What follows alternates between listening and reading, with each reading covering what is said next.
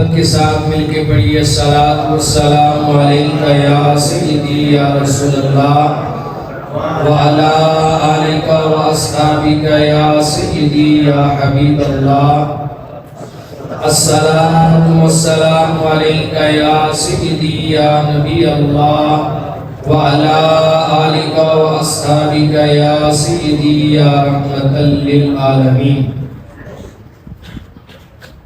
یا صاحب الجمال و یا سید البشر من وجهك المنیر لقد نفر القمر لا يمكن الثناء كما كان حقه بعد از خدا بزرگ توئی قصہ مختصر مولا صلی وسلم دائما ابدا علی حبیبک خیر الخلق کلہم هو الحبیب الذی ترجى شفاعته لكل حول من الاحوال مقتحم فضائے بدر پیدا کر فرشتے تیری نصرت کو اتر سکتے ہیں گردوں سے کتار اندر کتار اب بھی، اور اگر آج بھی ہو ابراہیم جیسا ایمان پیدا، اگر آج بھی ہو ابراہیم جیسا ایمان پیدا تو آگ کر سکتی ہے انداز گلستہ پیدا۔ خالق کائنات کی حمد و ثنا کے بعد آقا دو جہاں نبی مختار جناب احمد مجتبی محمد مصطفیٰ صلی اللہ علیہ وآلہ وسلم کے حضور ناز میں اپنی محبتوں، عقیدتوں، ارادتوں اور چاہتوں کا خراج پیش کرنے کے بعد سامعین و حاضرین السلام علیکم ورحمۃ اللہ وبرکاتہ۔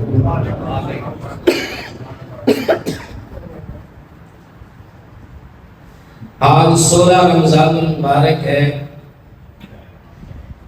اور کل کی تاریخ میں 17 رمضان المبارک، 16 رمضان المبارک کو مدینہ طیبہ میں سیدہ طیبہ طاہرہ عفیفہ صدیقہ ام المومنین سیدہ عائشہ صدیقہ رضی اللہ تعالی عنہا کا یوم وصال بھی ہے۔ اللہ پاک ان کے مزار پرانوار پر اپنی بے بہار رحمتوں کا نزول فرمائے۔ 17 رمضان المبارک کو مارکہ بدر بھی ہے، جسے حق و باطل کا پہلا مارکہ کہا جاتا ہے، جسے قرآن مجید میں یوم الفرقان کے نام سے یاد کیا گیا ہے۔ حق اور باطل میں فرق کرنے والا یہ مارکہ، مارکہ بدر یہ تاریخ اسلام کی پہلی جنگ تھی اور پہلا مارکہ تھا۔ اس مارکے نے، اس جنگ نے کفر کے سینے پر ایسی چھاپ لگائی کہ اگر آج بھی کفر بدر کو پڑھ لے تو ان کے پاؤں کے نیچے سے زمین نکل جائے گی۔ بدر کا بڑا حیران کن مارکہ تھا۔ آقا دو جہاں نبی معظم صلی اللہ علیہ وآلہ وسلم کو اعلان نبوت فرمائے ہوئے غالباً 15 سال ہو گئے تھے اور ہجرت کو ابھی دوسرا سال تھا۔ ان 15 سالوں کے اندر کفار مکہ نے، مشرکین مکہ نے مسلمانوں پر بڑے مظالم ڈھائے، بڑی تکلیفوں سے دوچار کیا، یہاں تک کہ تاجدار کائنات صلی اللہ علیہ وآلہ وسلم کو مکہ المکرمہ سے ہجرت کرنا پڑا، اور آپ کے پیچھے صحابہ کرام بھی باری باری مکہ المکرمہ کو چھوڑ کر مدینہ طیبہ حاضر ہو گئے۔ کفار اور مشرکین مکہ کی ان تکالیف کا سلسلہ بند نہیں ہوا۔ یہ تکالیف پہنچانا اور مسلمان کو اذیتوں سے دوچار کرنا، یہ سلسلہ رکا نہیں۔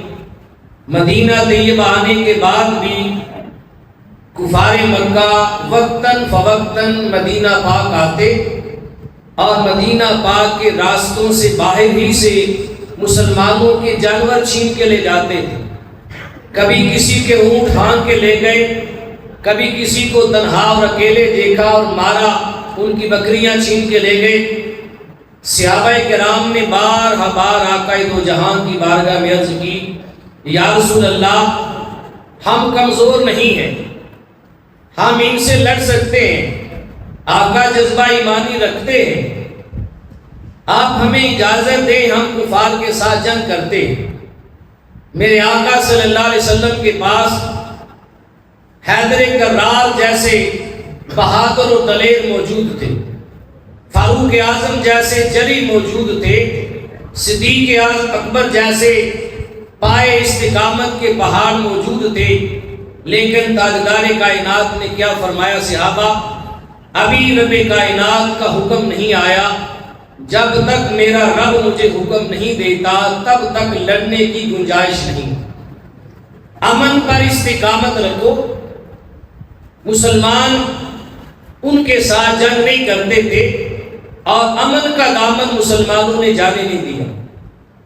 کفار نے سمجھا شاید یہ کمزور ہو گئے ہیں، ان کے امن کو، ان کے سکون کو اور رب کے حکم کے انتظار کو انہوں نے بزدلی اور کمزوری سمجھا، اور وقتاً فوقتاً آتے مدینہ طیبہ میں اور راستوں سے گزرتے ہوئے مسلمانوں کے ساتھ چھیڑخانیاں کرتے، مسلمانوں کو مارتے، جانور ہانک کے لے جاتے اور مذاق اڑایا کرتے تھے۔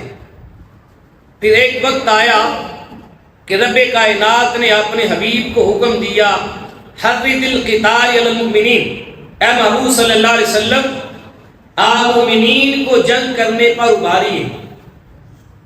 ابو سفیان کا قافلہ مکہ المکرمہ سے سارے سرداران مکہ اور قریش مکہ کے ساز و سامان کو لے کر تجارت کی غرض سے مدینہ منورہ کے راستے سے گزر کر ملک شام تجارت کے لیے گیا۔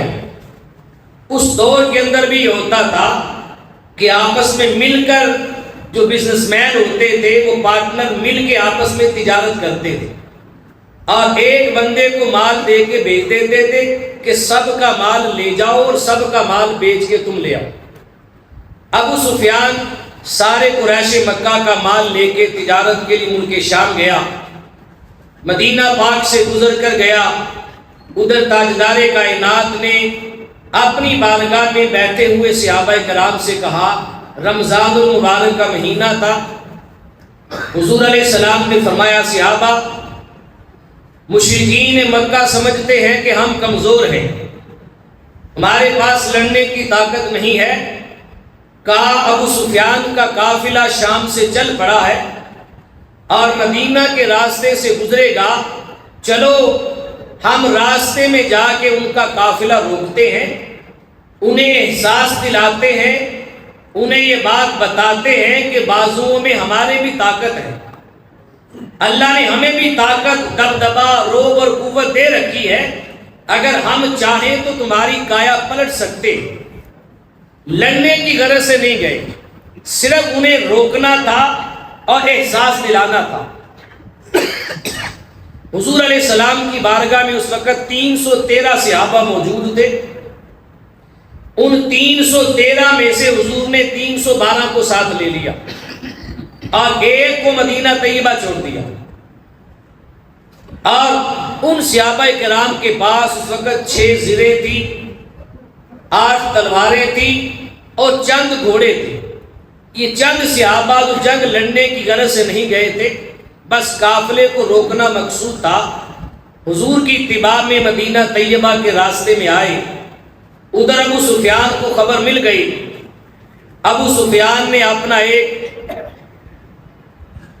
شاہ سوار جو تیز رفتار گھوڑے پر دوڑایا اور کہا، تم جلدی سے مکہ جاؤ اور ابو جہل سے جا کر کہو، اہل مکہ کو بتاؤ کہ ابو سفیان کا قافلہ مدینہ والے روکنا چاہتے ہیں اور محمد صلی اللہ علیہ وسلم اور ان کے اصحاب تمہارا قافلہ لوٹنا چاہتے ہیں۔ جب وہ قاصد مدینہ مکہ المکرمہ گیا، اس نے اپنے گھوڑے کے کان کاٹ دیے۔ اس دور میں ہوتا یہ تھا کہ جب وہ بری خبر سنانی ہوتی تھی تو اپنے جانور کے کان کاٹ دیے جاتے تھے، لہو لہان کر دیا جاتا تھا تاکہ معلوم ہو جائے خبر بہت بری ہے۔ جب وہ قاصد اپنے گھوڑے کے کان کاٹ کر مکہ المکرمہ میں گیا، آوازیں لگائی، چیخ و پکار کی کہ مکہ والو آؤ، ابو سفیان کا قافلہ محمد صلی اللہ علیہ وسلم اور اس کے اصحاب کے ہاتھوں لٹنے والا ہے، ابو سفیان نے مدد مانگی ہے۔ اس دوران ابو لہب اپنے گھر سے باہر آیا اور اس نے ایک ایک کر کے نوجوانوں کو جمع کرنا شروع کیا۔ 1000 کا لشکر ابو لہب نے وادی مکہ میں جمع کیا بمائے ساز و سامان، سب کے پاس گھوڑے بھی تھے۔ جب 1000 کا لشکر جمع ہو گیا، شراب کے مٹکے بھی ساتھ لے لیے، مغویہ عورتیں گانے کے لیے ساتھ لے لی، ذبح کرنے کے لیے ساتھ اونٹ لے لیے اور ساز و سامان بھی ساتھ لے لیا، جمع کر لیا۔ ادھر ابو سفیان بڑا شاطر تھا، اس نے مدینہ منورہ کا راستہ چھوڑ کر دریا کا راستہ اپنا لیا اور متبادل راستے سے وہ سیر ہو کر نکل گیا۔ اس نے دوسرا قاصد مکہ بھیجا کہ ابو لہب کو جا کر بتاؤ اب ہمیں مدد کی ضرورت نہیں ہے، ابو سفیان کا قافلہ اہل مدینہ سے بچ کر نکل آیا ہے، ہم سیدھا مکہ آ رہے ہیں، اب جنگ کی تیاری کرنے کی ضرورت نہیں۔ یہ خبر پہنچی تو ابو جہل کہنے لگا کہ ہم تیاری مکمل کر چکے ہیں، اب ہم پیچھے نہیں ہٹیں گے، اب ہم مصطفیٰ کریم علیہ السلام کو اور ان کے صحابہ کو مزہ چکھا کر پھر واپس آئیں گے۔ ابو جہل بڑا آگ بگولا ہوا اور کہا کسی صورت مسلمانوں کو معاف نہیں کیا جائے گا، ہم انہیں مزہ چکھائیں گے۔ 1000 کا لشکر جرات تیار کر لیا۔ ادھر رب کائنات نے یہ خبر اپنے محبوب تک پہنچا دی اور حضور علیہ السلام بغیر تیاری کے وہ 313 صحابہ جو نماز پڑھنے مسجد میں آئے تھے، حضور کی صحبت میں بیٹھے تھے، انہی کو حضور لے کر گئے ہوئے تھے اور سب نے روزہ رکھا ہوا تھا، ان میں جوان بھی تھے، بچے بھی تھے، بوڑھے بھی تھے۔ جب حضور علیہ السلام کو یہ خبر ملی تو تاجدار کائنات نے اپنے سارے صحابہ کو ایک جگہ جمع کیا اور جمع کرنے کے بعد آقا دو جہاں صلی اللہ علیہ وسلم نے صحابہ سے مشورہ کیا اور مشورہ کرتے ہوئے حضور علیہ السلام نے صحابہ کرام کو فرمایا کہ اے صحابہ، کفار مکہ اور مشرکین مکہ 1000 کا لشکر لے کر 1000 کی تعداد میں مکہ سے چل پڑے، تم مجھے بتاؤ کہ کیا تم ان کا مقابلہ کرو گے؟ میں تم سے پوچھنا چاہتا ہوں۔ جب تاجدار کائنات نے ان سے مشورہ لیا تو حضور علیہ السلام کے مشورہ لینے پر اس 313 کے مجمع میں سب سے پہلے جو ہستی کھڑی ہوئی اس کا نام سیدنا صدیق اکبر رضی اللہ تعالی عنہ۔ سیدنا صدیق اکبر کھڑے ہوئے، عرض کی یا رسول اللہ، ہم آپ کی خاطر پہاڑوں سے ٹکرانے کے لیے تیار ہیں۔ آقا یہ جان اللہ اس کے رسول کی ہے، اس کے مالک اللہ اس کے رسول ہیں، جب چاہے وہ ہماری جان کا سودا کر لے۔ آقا ہم لڑنے کے لیے تیار ہیں، ہتھیار پاس نہیں، پھر بھی جذبہ دیکھیں۔ سیدنا فاروق اعظم کھڑے ہوئے، عرض کی آقا ہم تو کب سے اجازتیں مانگ رہے ہیں، ہم تو کب سے منتظر ہیں کہ آپ حکم دیں، ہم کفار مکہ کو پاش پاش کر کے رکھ دیں۔ اتنے میں حیدر کرار کھڑے ہوئے، پھر علی تو علی ہے، حیدر کرار ہیں، آپ کھڑے ہوئے، عرض کی یا رسول اللہ، علی کی تلوار کو زنگ لگ چکا ہے، آقا ایک موقع دیں زنگ اتارنے کا، علی کی تلوار ہوگی اور کفار کی گردنیں کٹے گی، علی کی تلوار سے زنگ اتر جائے گا۔ کہا یا رسول اللہ ہم حاضر ہیں، علی لڑنے کے لیے، مقابلہ کرنے کے لیے حاضر ہیں۔ دیواریں ہلتی رہتی ہیں اور رن کانپ جاتا ہے، علی کا نام سن کے آج بھی خیبر کانپ جاتا ہے۔ مولا علی نے اپنے جذبہ ایمانی کا مظاہرہ کیا۔ آقا دو جہاں صلی اللہ علیہ وسلم نے صحابہ کرام کے جذبات کو دیکھا، کہا میرے صحابہ، دنیا کی کوئی طاقت تم پہ غالب نہیں آ سکتی، تم پہ غلبہ نہیں پا سکتی۔ پھر حضور علیہ السلام نے فرمایا یہ صحابہ تو وہ کھڑے ہوئے ہیں جو میرے ساتھ مکہ المکرمہ سے ہجرت فرما کے مدینہ آئے ہیں، جو یہاں رہنے والے انصار ہیں، ان میں سے بھی کوئی اپنے جذبوں کا اظہار کرے۔ جب تاجدار کائنات صلی اللہ علیہ وسلم نے یہ فرمایا تو حضرت مقداد رضی اللہ تعالیٰ عنہ کھڑے ہوئے۔ حضرت مقداد کھڑے ہوئے، بوڑھے نے عرض کی یا رسول اللہ صلی اللہ علیہ وسلم، ہم وہ لوگ نہیں ہیں، وہ قوم نہیں ہے جس قوم نے حضرت موسیٰ علیہ السلام سے کہا تھا کہ آپ اور آپ کا رب جا کے جنگ لڑے، ہم یہاں بیٹھ کے دیکھیں گے۔ کہا یا رسول اللہ، ہم وہ قوم نہیں، ہم آپ کے غلام ہیں، ہماری جانیں آپ کے لیے ہیں، ہماری جانوں کے مالک اللہ اور اس کا رسول ہے۔ آقا اگر آپ حکم دیں تو ہم خشکی میں بھی لڑیں گے، آپ حکم دیں تو ہم جا کے تری میں بھی لڑیں گے، آپ کی خاطر جہاں جانا پڑے ہم جائیں گے۔ جب حضرت مقداد رضی اللہ تعالی عنہ انصار کی جانب سے کھڑے ہوئے، اپنے جذبے کا اظہار کیا، اس کے بعد حضرت سعد بن عبادہ رضی اللہ تعالی عنہ، یہ بھی بوڑھے صحابی تھے، تجربہ کار تھے، آپ کھڑے ہوئے اور کھڑے ہونے کے بعد آقا دو جہاں صلی اللہ علیہ وسلم کی بارگاہ میں عرض ہوئے، عرض کی یا رسول اللہ صلی اللہ علیہ وسلم، یہ بتائیں کہ ہمارا مقابلہ کس قوم کے ساتھ ہے، ہماری لڑائی کن کے ساتھ ہے، ہم نے لڑنا کن کے ساتھ ہے؟ تو تاجدار کائنات نے فرمایا اے میرے صحابہ، ہماری لڑائی قریش مکہ کے ساتھ ہے، ہماری جنگ کفار مکہ کے ساتھ ہے، ہم نے کفار مکہ کے 1000 کے لشکر کا مقابلہ کرنا۔ جب کفار مکہ کا نام لیا گیا، حضرت سعد بن عبادہ رضی اللہ تعالیٰ عنہ کہنے لگے یا رسول اللہ، میں نے سن رکھا ہے کہ جنات اللہ کی ایسی مخلوق ہے جو نظر نہیں آتی، جنات نظر نہیں آتے، یا رسول اللہ اگر آپ کا حکم ہو جائے تو ہم آپ کے غلام آپ کے حکم سے جنات کے ساتھ لڑنے کے لیے بھی تیار ہو جائیں گے، یہ تو انسان ہے، آقا بس حکم کریں، ہم آپ کے اشارے کے طالب ہیں۔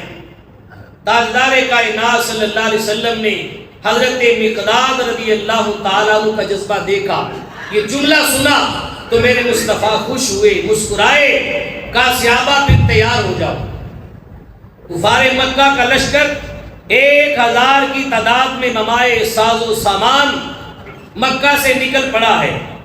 اگر ہم واپس مدینہ جاتے ہیں تیاری کے لیے اور اعلان کرتے ہیں، باقی صحابہ کو جمع کرتے ہیں تو وقت نکل جائے گا، کفار مکہ کا لشکر آگے بڑھائے گا، مدینہ طیبہ میں حملہ آور ہو جائے گا۔ اب ہمیں تیاری کے لیے پیچھے نہیں جانا، پیچھے نہیں جانا، اب ہمیں آگے بڑھنا، آگے نکلنا ہے۔ گرچہ ہمارے پاس زریں 6 ہیں، تلواریں 8 ہیں اور گھوڑے چند تھے، چند گھوڑے تھے، چند گھوڑوں کے ساتھ 6 زروں کے ساتھ اور 8 تلواروں کے ساتھ مصطفیٰ کریم علیہ السلام کے غلاموں میں سے کسی ایک غلام نے نہیں کہا یا رسول اللہ ہمارے پاس ساز و سامان نہیں، حالت روزہ میں ہے۔ کسی نے افطاری کا نہیں پوچھا، یا رسول اللہ افطاری کیسے کریں گے؟ اگر ہمارے دور کی بات ہوتی تو ہم تو شاپر بھر بھر کے کھجوریں بھی ساتھ لے لیتے، ہم تو بریانیوں کے ڈبے بھی ساتھ لے لیتے، ہم نے یہ بھی کرنا ہے وہ بھی کرنا ہے۔ ان کی نظریں صرف اپنے مقصد پر تھی اور تاجدار کائنات کی نگاہیں پرسوز پر تھی کہ جو آقا دو جہاں نے کہہ دیا سو کہہ دیا۔ ان کی بھوک اور پیاس کملی والے کا دیدار تھا، اتباع رسول میں شب و روز گزارنے کے لیے تیار رہتے تھے۔ کسی نے کوئی فکر کیے بغیر، تعداد کی کمی کا سوچے بغیر، ہتھیار نہ ہونے کے باوجود، سفر گرمی کا ہے، طویل ہے، حالت روزہ میں ہیں، تھوڑے افراد ہیں، کسی ایک صحابی کی زبان پہ شکوہ نہیں آیا، بلکہ بچوں کا عالم یہ تھا جب چلنے لگے تو حضرت سعد بن ابی وقاص رضی اللہ تعالی عنہ صحابی رسول ہیں، ان کی عمر مبارک اس وقت 17 سال یا 18 سال تھی، جوان تھے۔ ان کے چھوٹے بھائی حضرت عمیر بن ابی وقاص، ان کی عمر مبارک 14 سال تھی۔ جب چلنے لگے تو میرے آقا نے فرمایا سعد بن ابی وقاص ہمارے ساتھ چلے گا، اور عمیر بن ابی وقاص تم مدینہ واپس لوٹ جاؤ، تم ابھی چھوٹے ہو، ابھی بچے ہو۔ جب واپس جانے کے بارے میں کہا، انہوں نے خوشی نہیں منائی کہ مدینہ جا کے روزہ افطار کریں گے، گرمی سے بچ جائیں گے، کہا نہیں، رو پڑے، آقا دو جہاں کے قدموں میں گر گئے، یا رسول اللہ میں بھی جہاد پہ جانا چاہتا ہوں، آقا میں بھی آپ کی اتباع میں جا کر لڑنا چاہتا ہوں۔ تاجدار کائنات نے فرمایا اے عمیر، تیرا بھائی سعد ہمارے ساتھ جا رہا ہے اور تم یہیں پہ رہ جاؤ۔ روئے، عرض کی آقا نہیں، میں بھی جانا چاہتا ہوں اور میں بھی کفار مکہ سے لڑنا چاہتا ہوں۔ فرمایا عمیر، وہاں پر گردنوں پر ضربیں لگیں گی، گردنیں کٹیں گی، سینے زخمی ہو جائیں گے، لاشیں اٹھائے جائیں گے، خون بہیں گے، پیاسا رہنا پڑے گا، یہ ساری مشکلات تمہارے سامنے ہوگی۔ عرض کی یا رسول اللہ، عمیر بھی اپنی جان قربان کرنے کے لیے تیار ہے، عمیر کو پیچھے نہ چھوڑیے گا۔ عرض کی یا رسول اللہ، حضرت عمیر بن ابی وقاص رضی اللہ تعالیٰ عنہ نے اپنی ایڑیاں اٹھائی اور بھائی کے ساتھ کھڑا ہو کے کہنے لگے یا رسول اللہ یہ دیکھیں میرا بھی قد لمبا ہے، اگرچہ میرا بھائی عمر میں قد میں تھوڑا مجھ سے بڑا ہے لیکن طاقت میں اپنے بھائی سے بڑا ہوں، یا رسول اللہ طاقت میں بڑا ہوں، وہاں پر طاقت کا مظاہرہ ہونا ہے، مجھے آپ ساتھ لے کے جائیے۔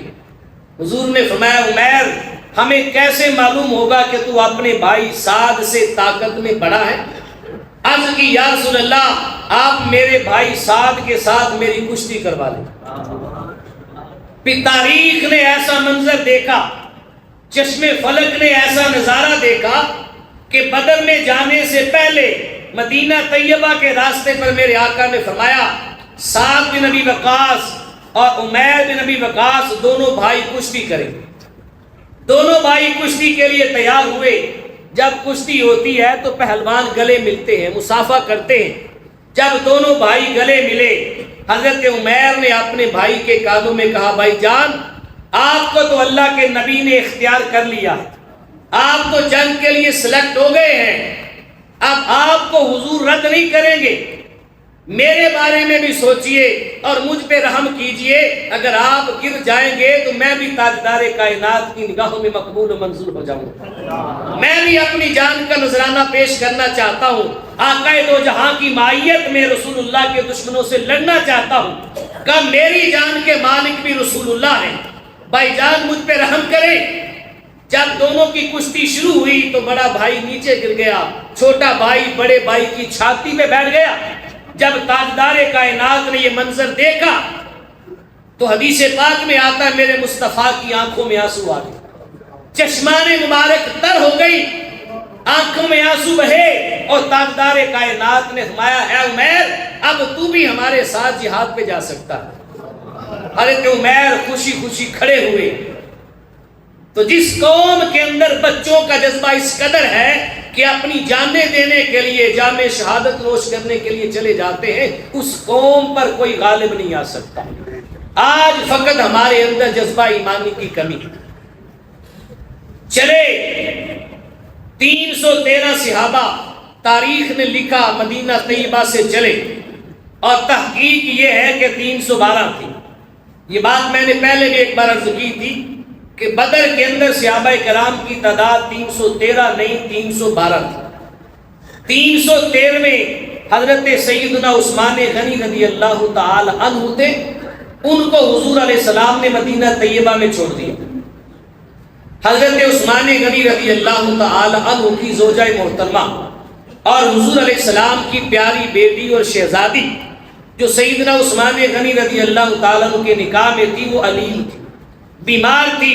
تو رسول اعظم صلی اللہ علیہ وسلم نے فرمایا اے عثمان تم میری بیٹی کی خاطر مدینہ میں رہ جاؤ، میری بیٹی کی تیمارداری کے لیے، ان کی دیکھ بھال کے لیے مدینہ میں رہ جاؤ۔ جب تاریخ لکھی جائے گی تو سنہرے حروف میں لکھا جائے گا کہ عثمان غنی مدینہ میں بھی تھے اور بدر میں بھی تھے، مدینہ میں بھی تھے اور بدر میں بھی تھے۔ بدر کے دن عثمان غنی مدینہ طیبہ میں تھے، لیکن جب تاریخ دہرائی گئی تو حدیث پاک نے کہا کہ بدر کے اندر 313 صحابہ تھے۔ عثمان غنی رضی اللہ تعالی عنہ کو بدری صحابہ میں شامل کیا گیا، بدری صحابہ کی فہرست و لسٹ میں شامل ہو گئے۔ اب حضور علیہ السلام ادھر اپنے 312 جان نثاروں کو لے کر چل پڑے، ادھر ابو لہب ابو جہل جو آگ بگولا تھا، مسلمانوں کے خون کا پیاسا تھا، اور بڑے غصے کے ساتھ شدت لیے 1000 کفار کا لشکر لے کے بدر کی جانب آ رہا تھا اور مکہ المکرمہ سے چل پڑا تھا۔ ادھر میرے رسول صلی اللہ علیہ وسلم اپنے نہتے غلاموں کو ساتھ لے کر بدر کی جانب جا رہے، سارے صحابہ حالت روزہ میں ہیں، اور عرب کی سخت گرمی ہے اور پیدل سفر ہے، چند گھوڑے ہیں، ایک ایک گھوڑے پر 3 بھی سوار ہوئے۔ حضور علیہ السلام کے ساتھ 2 صحابہ ایک گھوڑے پر تھے، علی بن مرتضیٰ شیر خدا رضی اللہ تعالی عنہ، اور حضرت زید حضور علیہ السلام کے ساتھ تھے۔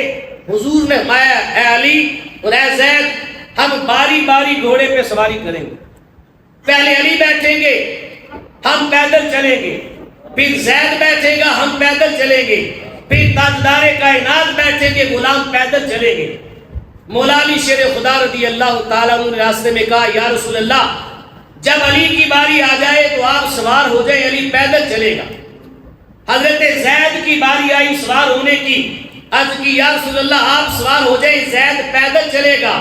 تو میرے مصطفیٰ فرمانے لگے علی اے زید کیا اللہ کی بارگاہ میں اجر و ثواب زیادہ حاصل کرنا تمہارے لیے ہے؟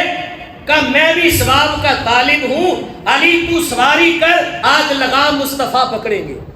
اے زید سواری تو کر، لگام مصطفیٰ پکڑیں گے۔ جب غلاموں کی باری آتی تھی سوار ہونے کی، تاجدار کائنات ساتھ پیدل چلتے تھے۔ عدل و انصاف کا یہ نظام تاجدار کائنات نے پیدا کر دیا، رائج کر دیا۔ غلام اپنی باری قربان کرنے کے لیے تیار ہے، اس کے باوجود انسانیت کا اس قدر احساس اور درد ہے کہ بتایا کہ غلام سواری پہ سوار ہے اور آقا غلام کے ساتھ اس کے گھوڑے کی مہار پکڑ کے چل رہے، باری باری سواری کی، باری باری بدر کی جانب جا رہے ہیں۔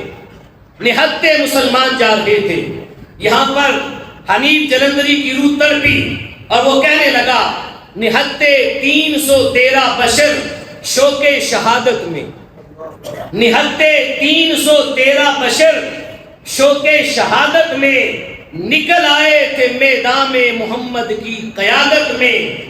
نہ تیگ و تیر پر تکیا، نہ خنجر پر، نہ بھالے پر، بھروسہ تھا تو فقط ایک سادی سی کالی کملی والے پر۔ کا تیر و تلوار کی حاجت نہ تھی، کسی تکیے کی حاجت نہ تھی، نہتے تھے صرف تاجدار کائنات کی زبان پہ بھروسہ کر کے، آپ کی بات کو مان کر، آپ پر ایمان لاتے ہوئے آپ کی اتباع میں نہتے چل پڑے، جانیں قربان کرنے کے لیے چل پڑے۔ ادھر ابو جہل 1000 لے کے آ رہا ہے، ادھر تاجدار کائنات 312 لے کے جا رہے بدر کی جانب۔ گرمی عروج پر تھی، میرے مصطفیٰ نے فرمایا صحابہ میں تمہارا نبی تمہیں حکم دیتا ہوں تم اپنے روزے دوپہر کے وقت افطار کر لو، افطار کر دو روزے، میں حکم دیتا ہوں۔ سارے صحابہ حضور کے چہرے کو دیکھ رہے تھے، حضور سے پہلے کون کرے؟ حضور علیہ السلام گھوڑے پہ سوار تھے، کھجور لی تو تاجدار کائنات نے اپنے منہ میں ڈالی اور خود روزہ افطار کر دیا۔ کہا یہ حالت جنگ کا منظر ہے، یہاں پر جائز ہے۔ صحابہ نے حضور کو دیکھا تو کھجوریں لی اور اپنے روزے وہیں پر افطار کر لی. چل پڑے. ادھر ابو جہل راستے میں کہتا ہوا آ رہا تھا کہ بدر میں جا کر ہر روز ایک سردار اپنا ایک اونٹ ذبح کرے گا. دن کے وقت اونٹ کا گوشت کھایا کریں گے, رات کے وقت شراب پیئیں گے, مغویہ عورتیں ساتھ کی گانے والیاں گانے گائیں گی, شراب کے دور چلیں گے, ہم عیاشیاں بھی کریں گے اور معاذ اللہ مسلمانوں کو زیر بھی کریں گے. ادھر تاجدار کائنات راستے میں جاتے ہوئے اپنے صحابہ سے فرما رہے تھے, صحابہ بدر میں جا کر راتوں کو رب کی بارگاہ میں سجدے کریں گے اور جب دن ہوگا تو میدان جہاد میں اللہ اکبر کے نعرے لگائیں گے. یہ جذبے سے سرشار کرتے ہوئے تاجدار کائنات 312 کو لیڈ کرتے ہوئے 312 کی قیادت کرتے ہوئے بدر کی جانب آ رہے تھے. کفار مسلمانوں سے پہلے بدر میں آ گئے, پہلے بدر میں پہنچ گئے. آ کر بدر میں ایک پانی کا کنواں تھا, کنویں پہ کفار نے قبضہ جما لیا. ہموار زمین تھی جہاں پر, اس ہموار زمین پر کفار نے آ کے اپنے خیمے ڈال دی. خیمہ زن ہو گئے, ہموار زمین اپنے قبضے میں لے لی, پانی کا کنواں اپنے قبضے میں لے لیا. مسلمان تو ساتھ پانی کی مشکیں بھی نہیں لائے تھے, کھانے کے ساز و سامان بھی نہیں لائے تھے. جب حضور صحابہ کو لے کر بدر میں آئے تو ریتلی زمین تھی, سورج آگ برسا رہا تھا, سورج آگ برسا رہا تھا, تباہ کی گرمی تھی اور ریتلی زمین مسلمانوں کے حصے میں آئی. جب گرمی پڑے تو ریت کتنی گرم ہوتی ہے یہ آپ اندازہ لگا سکتے ہیں. جو بدر کے میدان میں گئے ہیں انہیں اندازہ ہوگا, جنہوں نے زیارت کی ہے اللہ آپ سب کو لے جائے, آپ زیارت کر کے آئے اور دیکھیں کتنی گرمی ہوتی ہے. تاجدار کائنات آئے, کنواں کفار کے قبضے میں تھا, ہموار زمین ان کے پاس تھی. مسلمانوں کے پاس نہ پانی آیا نہ ہموار زمین آئی, گرم زمین آ گئی, ریت آ گئی. ابھی تاجدار کائنات نے بدر پہ اپنا قدم نہیں رکھا تھا. حنیف جلندری کہتے ہیں کہ زمین بلک اٹھی اور زمین نے تڑپ کے رب کی بارگاہ میں دعا مانگی. زمین دعا مانگنے لگی, مولا تیرے حبیب کے قدم جب میری اس خاک پہ آئے, الہی حکم دے سمندر کو, حکم دے سورج کو کہ اب نہ آگ برسائے. الہی حکم دے سورج کو کہ وہ اب نہ آگ برسائے, میرے دامن سے کر ان کو ہوائے گرم آئے گی تو مجھ کو رحمت للعالمین سے شرم آئے گی. مولا تو سورج کو حکم دے تے آگ نہ برسائے, اے اللہ بارش کا نزول فرما. تیرے حبیب کے قدم آج بدر میں لگنے والے ہیں, اپنے حبیب کے نالین نیچے لگنے سے پہلے زمین کو ٹھنڈا کر دے, زمین کی پیاس کو بجھا دے. ادھر میرے مصطفیٰ بدر میں جلوہ گر ہوئے, ادھر رب کائنات کی رحمت کا نزول ہو گیا. بارش آئی, آسمان برسے. جب بارش ہوئی تو بارش کے ساتھ ریت نے پانی پیا, جذب ہو گیا, زمین ٹھنڈی ہو گئی. تاجدار کائنات نے فرمایا صحابہ ہمارے پاس کنواں نہیں تھا, اللہ نے پانی کا انتظام کر دیا, تم چھوٹے چھوٹے حوض پانی کے بنا لو, وضو کے بھی کام آ جائیں گے اور جانوروں کو پلانے کے بھی کام آ جائیں گے. ادھر بارش ہوئی تو زمین جم گئی, ریت تھی ٹھنڈی ہو گئی. مسلمان ہموار زمین پہ آ گئے, ادھر کفار جو تھے ریتلی زمین پر نہیں تھے, ہموار پر تھے. بارش ہوئی دلدل بن گئی, ان کے کنویں کے اندر مٹی گرد و غبار گئی, کنواں بند ہو گیا پانی کا, ان کا پانی ختم ہو گیا اور مسلمانوں نے پانی پینے کے لیے حوض بنا لیا. ایک لمحے میں تاجدار کائنات کے نالین لگنے کی دیر تھی, رب کائنات نے نقشہ بدل کے رکھ دیا, نقشہ بدل گیا. اب بدر میں آئے, کفار کے پاس پانی نہیں تھا, رات کا وقت تھا, دو کافر چوری چھپے مسلمانوں کے حوض پہ پانی پینے کے لیے آ گئے. پانی نہیں تھا, پانی پینے کے لیے آ گئے, پانی پی رہے تھے. ایک صحابی نے عرض کی یا رسول اللہ, دو کافر چپکے سے ہمارے حوض سے پانی پی رہے ہیں, اگر آپ حکم دے ہم تیر مار کے انہیں یہیں پر چھنی کر دیں, زخمی کر دیں. فرمایا نہیں, صحابہ انہیں پانی پینے دو, انہیں پانی پینے دو, پلا کے گرانا تو سب کو آتا ہے, مزہ تو تب ہے کہ ساقی گرتوں کو تھام لے. کہا انہیں پانی پینے دو. عرض کی یا رسول اللہ یہ کافر ہے؟ فرمایا کیا ہوا کافر ہے؟ انسان تو ہے نا، کہا انسان ہے، انہیں پانی پی کے جانے دو۔ کہا وہ ان کا کردار تھا کنویں پہ قبضہ ہے، یہ تمہارے نبی کا کردار ہے کہ کافر بھی آ جائے پانی سے منع نہیں کرتا۔ پانی پی کے چلے گئے۔ اگلی رات ہوئی، ابو جہل نے جاسوس بھیجے، جاؤ معائنہ کر کے آؤ، دیکھو مسلمانوں کے لشکر میں تعداد کتنی، ہتھیار کتنے ہیں، بوڑھے کتنے ہیں، جوان کتنے ہیں، جنگجو کتنے ہیں۔ جاسوس آیا، ساری رات مشاہدہ کرتا رہا، معائنہ کرتا رہا۔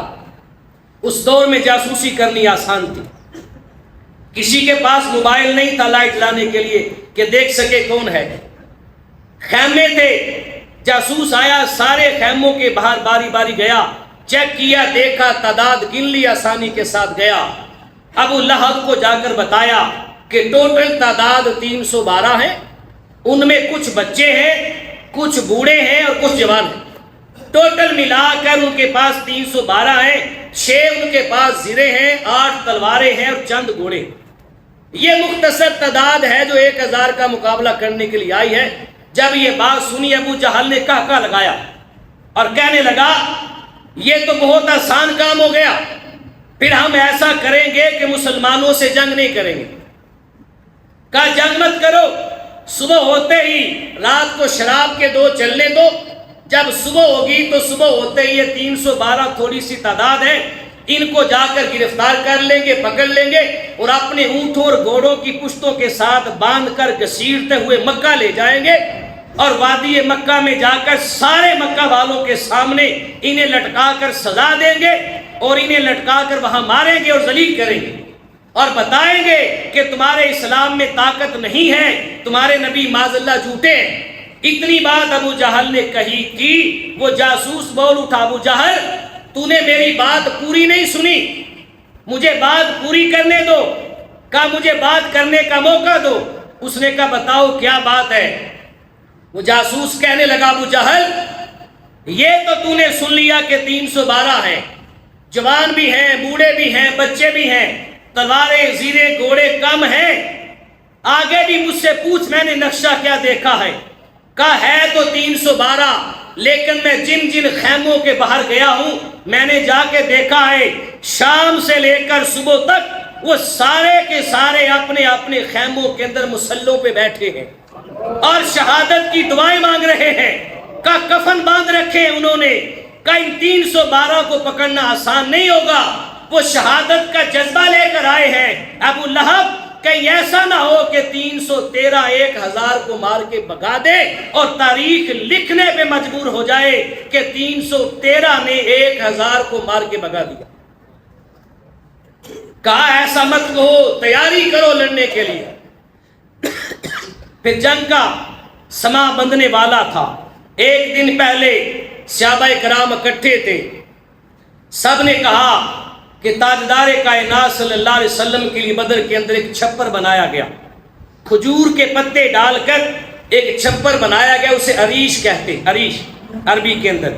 اب بدر کے میدان میں جہاں پر حضور علیہ السلام کے لیے کھجور کی چھاپوں سے وہ چھپر بنایا گیا تھا بیٹھنے کے لیے، جہاں حضور نے ساری رات اللہ کی عبادت کی تھی، آج وہاں پر مسجد عریش بنی ہوئی، عالی شان مسجد، مسجد عریش۔ اللہ سب کو اس مسجد کی زیارت کی توفیق دے۔ مسجد عریش کا حضور کے لیے عریش بنا دیا گیا ہے۔ حضور کی حفاظت کون کرے گا؟ سیدنا صدیق اکبر رضی اللہ تعالیٰ عنہ سب سے پہلے کھڑے ہوئے، کہا یا رسول اللہ صدیق اکبر کے ہوتے ہوئے کون آگے آ سکتا ہے؟ آپ کی حفاظت میں کروں گا۔ چند صحابہ اور آئے، انہوں نے حضور کی حفاظت کا ذمہ لیا کہ کفار سب سے پہلے حضور پہ حملہ کر سکتے ہیں۔ سیدنا صدیق اکبر رضی اللہ تعالیٰ عنہ فرماتے ہیں رات ہوئی، جنگ سے پہلی رات تھی، ہم نے دیکھا کہ تاجدار کائنات ساری رات مصلی پہ ہیں، حالت سجدہ میں ہیں اور سجدے کی حالت میں رب کی بارگاہ میں اپنی امت کے لیے دعا مانگ رہے ہیں، رب سے دعا مانگ رہے ہیں، عرض کر رہے ہیں باری تعالیٰ میرے پاس یہ 313 یا 12 کی تعداد تھی، میں سارے لے آیا ہوں، اگر آج یہ شہید ہو گئے اگر آج یہ مٹ گئے تو پھر روح زمین پر تیری عبادت کرنے والا اس وقت میں کوئی نہیں بچے گا۔ رب کائنات نے وعدہ کیا میرے محبوب گھبرانا، میں 1000 فرشتے تمہاری مدد کے لیے اتار رہا ہوں۔ 1000 فرشتوں کا اعلان ہوا، تاجدار کائنات کے لب پھر ہلے، عرض کی باری تعالیٰ 1000 کم ہے۔ پھر رب کائنات کی بارگاہ سے اعلان آیا میرے محبوب ہم آپ کے صحابہ کی مدد کے لیے 3000 فرشتوں کو اتار رہے ہیں۔ تاجدار کائنات کے پیارے اٹھے ہوئے ہاتھ پھر نیچے نہیں ہوئے، عرض کی باری تعالیٰ یہ بھی کم ہے۔ پھر اعلان ہوا میرے محبوب ہم تیرے صحابہ کی مدد کے لیے بدر میں 5000 فرشتے اتار رہے ہیں۔ 5000 فرشتے آ رہے ہیں مدد کے لیے۔ تاجدار کائنات نے عرض کی باری تعالیٰ جب ہم چلے تھے تو تو نے ہمارے ساتھ وعدہ کیا تھا کہ محبوب میں بھی تمہارے ساتھ ہوں گا۔ باری تعالیٰ 5000 فرشتے تو ہیں، ہمیں تیری بھی مائیت اور ساتھ چاہیے۔ رب کائنات نے اعلان فرما دیا میرے محبوب انی معاکم، 5000 فرشتے بھی آئیں گے اور تیرا رب بھی تمہارے ساتھ ہوگا۔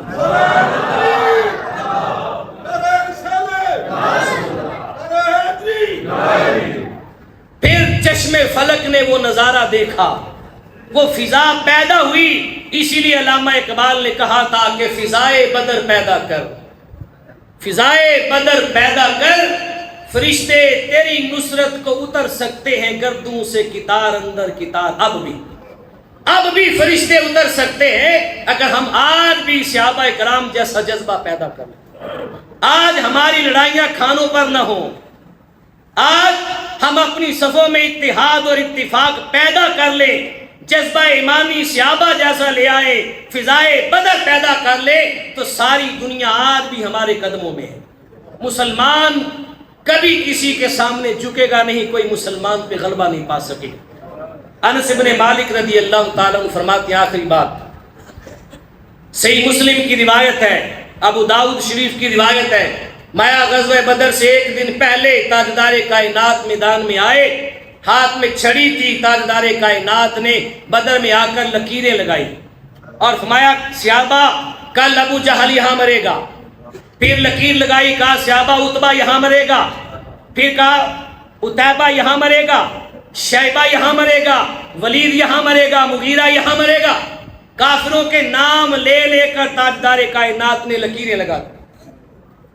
انس بن مالک رضی اللہ تعالیٰ عنہ فرماتے ہیں جنگ شروع ہوئی، سارے صحابہ جنگ لڑ رہے تھے، اللہ کی عزت کی قسم میں بدر کے اندر بیٹھ کے مصطفیٰ کی لگائی ہوئی لکیروں کو دیکھ رہا تھا۔